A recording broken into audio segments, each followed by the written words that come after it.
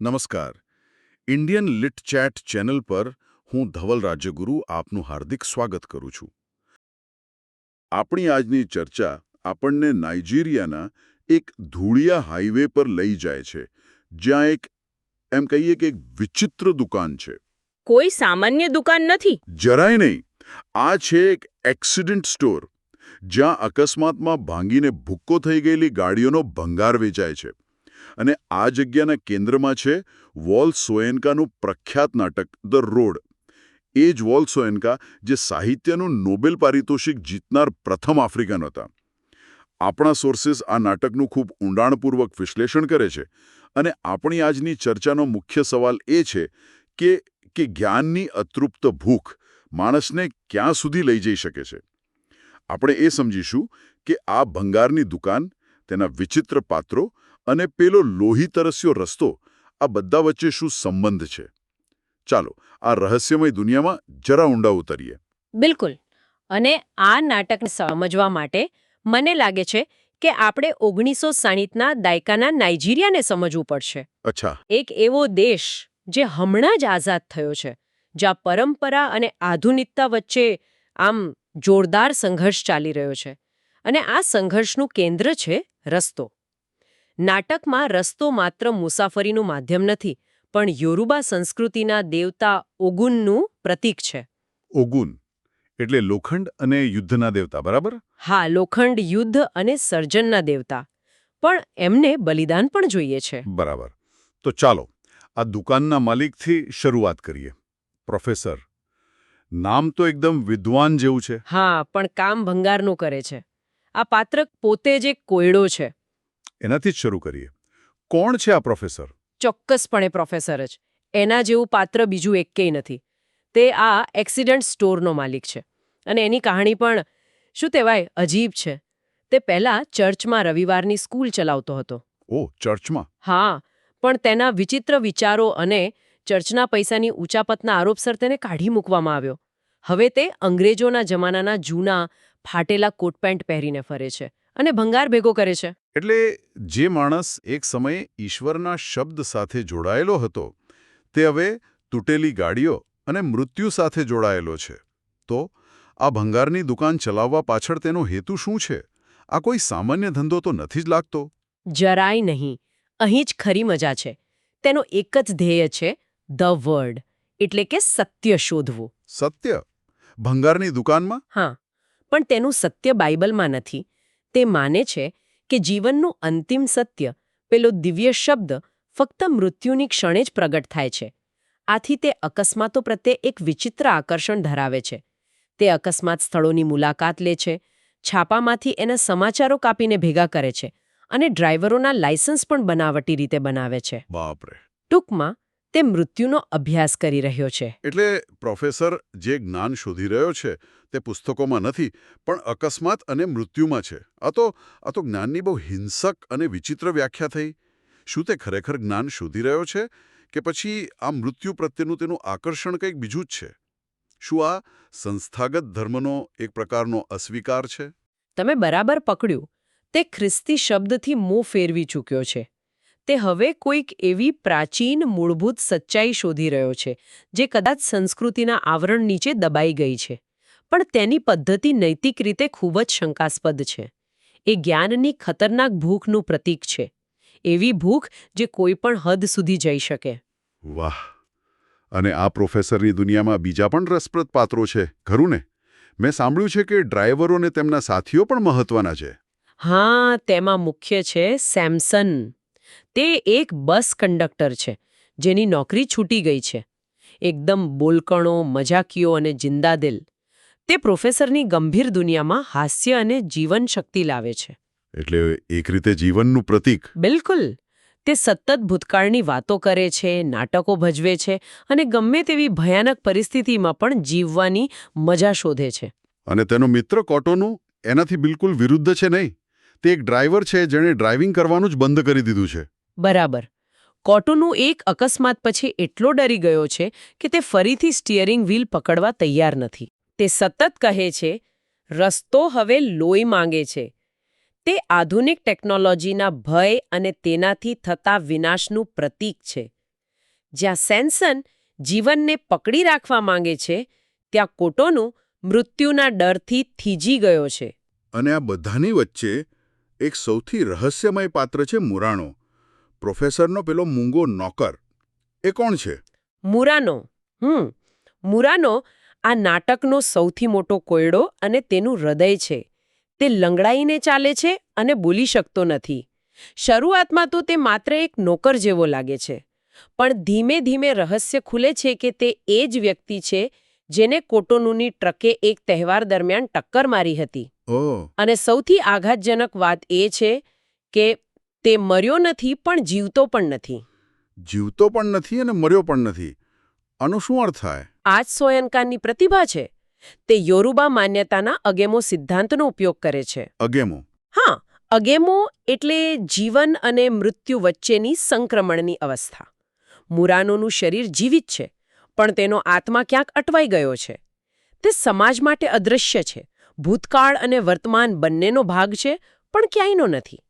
અને પ્રોફેસર માટે મુરાનો એક જીવતો જાગતો પ્રયોગ છે. એક ગિની પિગ?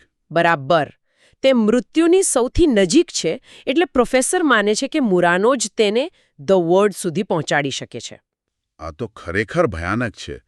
જ્ઞાન માટે એક લાચાર માણસનો આવો ઉપયોગ. આ પાત્રો દ્વારા સ્વયંકા કદાચ એ પેઢીની વાત કરી રહ્યા છે જે ન તો સંપૂર્ણપણે પરંપરાગત રહી શકી, ન તો સંપૂર્ણપણે આધુનિક બની શકી. એ પણ એક અગેમો અવસ્થા જ છે ને? તમે મુદ્દા પર આવ્યા. મુરાનો એ માત્ર એક વ્યક્તિ નથી, પણ એ આખા સમાજની સ્થિતિનું પ્રતીક છે જે આવા સંઘર્ષમાં ફસાયેલો છે. તો આપણી પાસે આ વિચિત્ર પાત્રો છે. એક સત્યનો ભૂખ્યો પ્રોફેસર, એક ડરી ગયેલો ડ્રાઈવર અને એક જીવતો મરેલો નોકર. આ બધા એક ભંગારની દુકાનમાં ભેગા થાય ત્યારે દિવસ કેવી રીતે પસાર થતો હશે?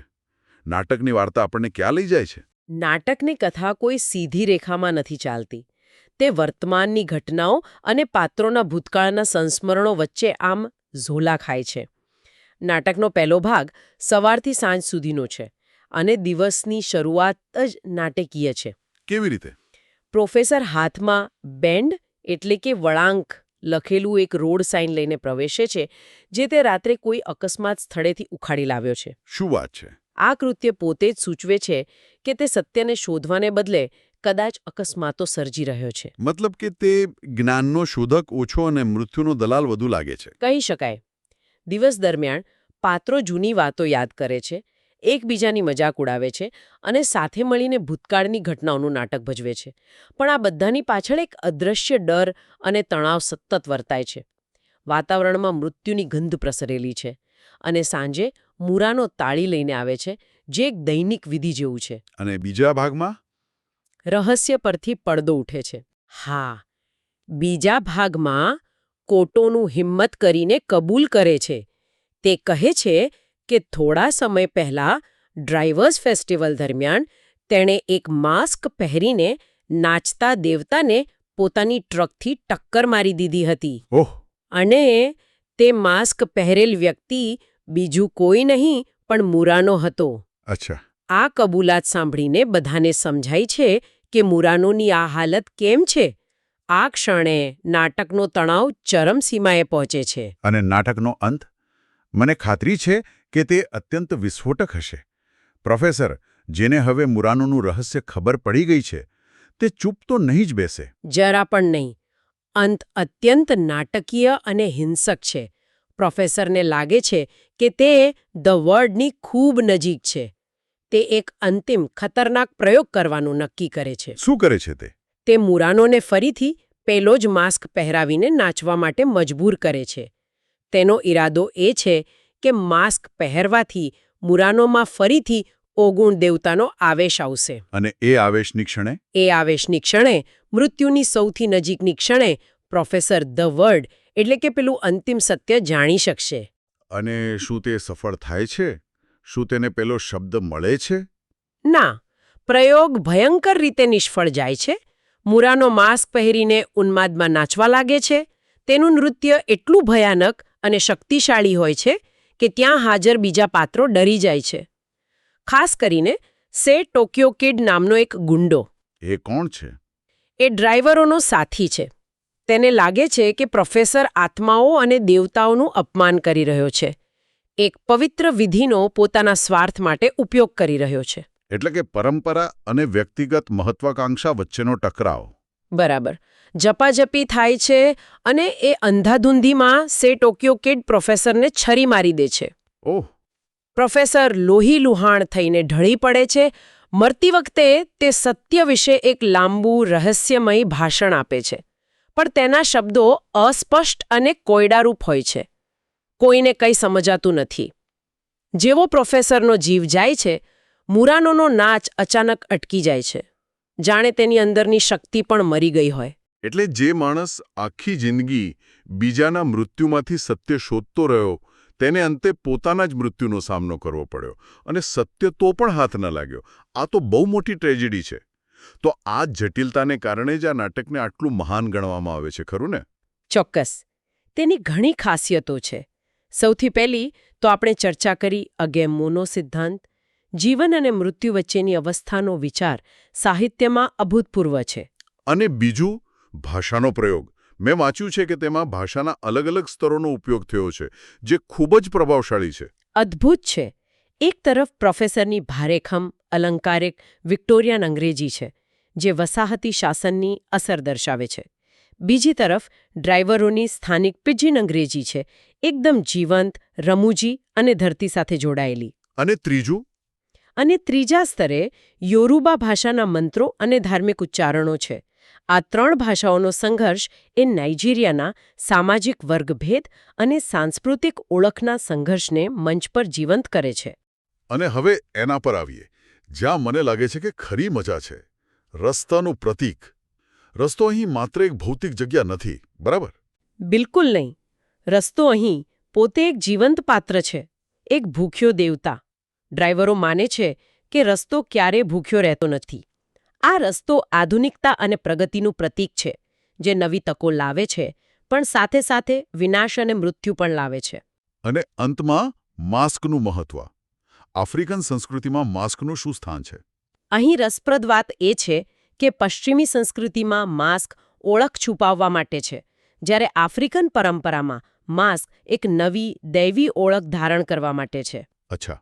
માસ્ક પહેરવાથી વ્યક્તિમાં દેવતાનો આવેશ આવે છે, તેનું રૂપાંતર થાય છે.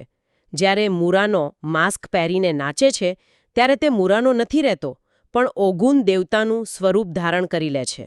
આટલું જટિલ અને ભૂસ્તરીય નાટક છે, તો તેની ટીકા પણ થઈ જશે. હા, મુખ્ય ટીકા એ જ છે કે તે અત્યંત જટિલ છે.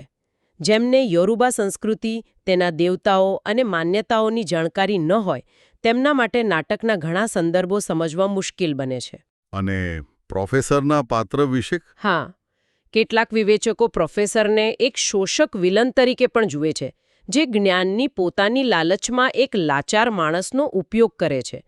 આ એક મોટો નૈતિક પ્રશ્ન પણ ઊભો કરે છે. આ જે ડર અને શ્રદ્ધાનું મિશ્રણ છે, જે ટેકનોલોજી અને પરંપરા વચ્ચેનો સંઘર્ષ છે, એ મને આપણા ભારતીય સંદર્ભની યાદ અપાવે છે. ચોક્કસ. મને તો લાગે છે કે આ નાટક ભારતીય વાચકો માટે કદાચ પશ્ચિમી વાચકો કરતાં વધુ સરળતાથી સમજી શકાય તેવું છે. કઈ રીતે? ભારતમાં પણ આપણે વાહનો અને શસ્ત્રોની પૂજા કરીએ છીએ, જેમ કે વિશ્વકર્મા પૂજા કે દશેરા પર શસ્ત્ર પૂજા. આપણા ટ્રક ડ્રાઈવરો પણ અકસ્માતથી બચવા માટે ટ્રક પર લીંબુ મરચાં બાંધે છે, દેવી દેવતાઓના ફોટા લગાવે છે. સાચી વાત છે. આ આધુનિક ટેકનોલોજી પ્રત્યેનો ડર અને તેને કાબૂમાં રાખવા માટેની પરંપરાગત શ્રદ્ધા, આ બંને બાબતો આપણી સંસ્કૃતિમાં પણ એટલી જ જીવંત છે. તો આ બધી ચર્ચા પછી આપણે ક્યાં પહોંચ્યા? આ નાટક આપણને શું શીખવે છે? પ્રોફેસર જીવનભર જે શબ્દ કે સત્ય શોધતો રહ્યો, તે તેને પોતાના મૃત્યુની ક્ષણે મળ્યું કે નહીં, એ તો એક રહસ્ય જ રહી જાય છે. બિલકુલ. અને સ્વયંકા એ જ પ્રશ્ન આપણી સામે છોડી જાય છે. શું જ્ઞાનની આત્યંતિક શોધ પોતે જ એક પ્રકારનું મૃત્યુ નથી? પ્રોફેસરને સત્યને સ્પર્શવા માટે મૃત્યુની હદ સુધી જવું પડ્યું. તેનું મૃત્યુ સૂચવે છે કે કેટલાક રહસ્યો એવા હોય છે જેને ઉકેલવાનો પ્રયાસ પોતે જ એક વિનાશક કૃત્ય સાબિત થઈ શકે છે. એટલે આ નાટક એ માનવ જિજ્ઞાસા અને તેના કરુણ અંજામની ગાથા છે. બરાબર. આ ચર્ચા પછી એક વિચાર મનમાં ઘૂમી રહ્યો છે. જો અંતિમ સત્ય ફક્ત અનુભવથી જ મળી શકતું હોય અને મૃત્યુનો અનુભવ જીવતા રહીને ન કરી શકાતો હોય, તો શું જ્ઞાનની શોધ, ખાસ કરીને આવા અંતિમ સત્યની શોધ, પોતે જ એક મૃગજળ છે? એક એવી તરસ જે ક્યારેય છીપાઈ શકે નહીં? આ પ્રશ્ન સાથે આપણે આજની વાતને વિરામ આપીએ છીએ. ઇન્ડિયન લીડ ચેટ ચેનલ વતી હું ઉર્વી રાજ્યગુરુ આપનો આભાર માનું છું.